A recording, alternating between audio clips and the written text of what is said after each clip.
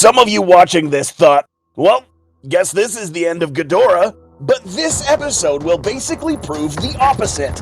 In fact, there are many clues found in the films and novels that foreshadow the return of Monster Zero. This video will walk you through the evidence and possibilities that the Monsterverse has in store for this guy. If this is your first time here, please consider giving us a like and smashing that subscribe button. That said, sit back and get comfortable as we get ready to discuss the return of this epic Hydra kaiju.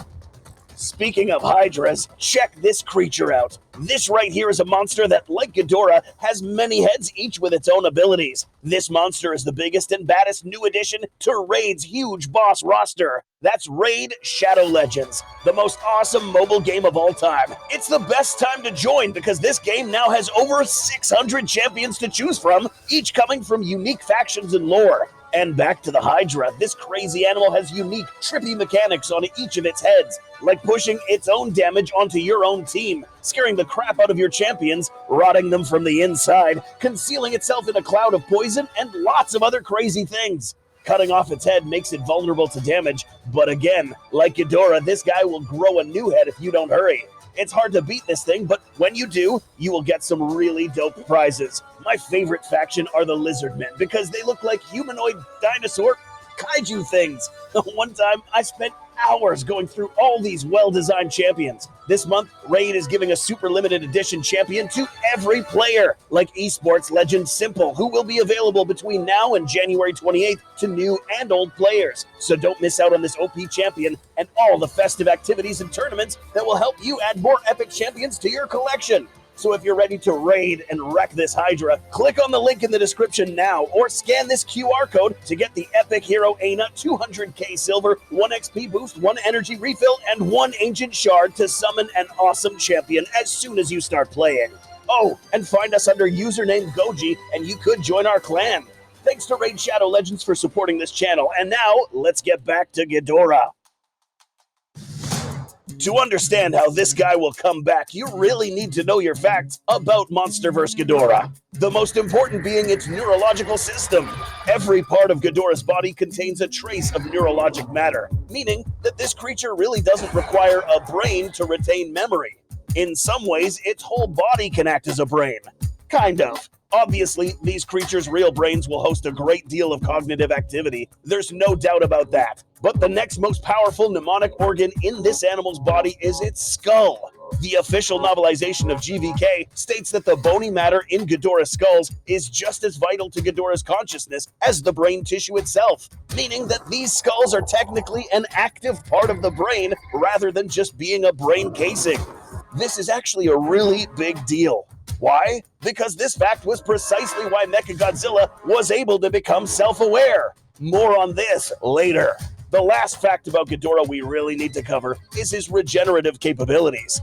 Yes, we already know that this guy can regenerate basically anything, but there's more to this. In King of the Monsters, we see this head, popularly known as Kevin, grow back along with its memories and consciousness. So it knew it had been decapitated. This is because, as mentioned earlier, once its head grew back, the neurons that spread all over its body contributed to the regainment of his previous memories. This level of regenerative capability is due to its alien nature, not seen in life forms on the Earth's surface. Now that we're up to speed with this knowledge, let's discuss how this bad boy might return in the future. Ghidorah's second skull. It had 3 heads.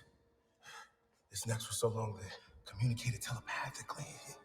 There's one here, another one inside of that thing. Did you catch that? So, what Bernie was referring to was a second Ghidorah skull inside of Mechagodzilla. If you didn't know already, there are 2 skulls involved here. But was this just Bernie rambling about stuff, not knowing what he was talking about? No, he was actually right this time. The film adaptation of Godzilla vs. Kong unfortunately left out a lot of details, but the novelization didn't. In the beginning of the book, Walter Simmons, CEO of Apex Cybernetics, had an in-person meeting with a shady individual who was wanted by many world governments. Sound familiar? Yep, this is no other than Alan Jonah, the cold-hearted fella from King of the Monsters who purchased one of Ghidorah's heads in the post-credits. In this scene, Alan Jonah offered Simmons not one, but 2 heads. Simmons was actually upset that he didn't have all 3. So the question is, where did this second one come from? This skull belonged to Kevin, who was decapitated by Godzilla off the coast of Isla de Mara.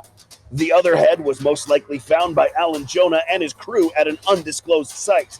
It could have been anywhere, but the most likely place would have been somewhere in Antarctica, close to these locations, the Hollow Earth entry portal and Monster Zero's observation facility where Godzilla defeated Ghidorah long ago. But why would there be many heads just lying around? The answer is, again, Kevin. That's right, both of these skulls were probably Kevin's heads. How? The director, Michael Dougherty, suggested that Kevin was the one who would regularly lose its head, literally, and that this had happened so much that Kevin got skilled at regenerating his head. So, that said, it's safe to assume that during combat with another Titan like Godzilla, Ghidorah would have regularly lost this particular head, meaning that there could be lots of other skulls lying around waiting to be discovered. Now, what does this mean for the MonsterVerse timeline? A new mechanized Titan. That's right, guys. This episode of A Homicidal Mech might just happen again. Note that the most important components of this weapon were the 2 skulls, each housed in the mech itself and the control room. These communicated telepathically via psionic uplink, which was commanded by the pilot, Ren Serizawa. After Kong finally put this robot out of commission, this skull, and maybe the skull housed inside the mech's head, weren't completely destroyed. Yeah, the actual neurologic matter is still there, meaning that it theoretically could be used again to build another Mechagodzilla. But why stop there? We just discussed that there could also be more skulls waiting to be found, courtesy of Kevin's recklessness.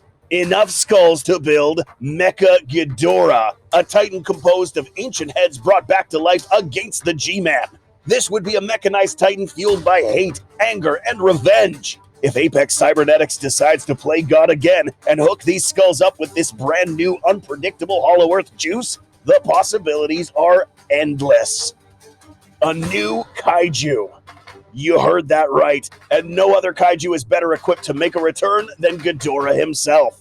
If this Hollow Earth energy source is powerful enough exposure to it could trigger its regenerative functions once again, slowly but surely regenerating a brand new body for Ghidorah. And with a bit of help from some of that new genetic engineering, perhaps something even stronger.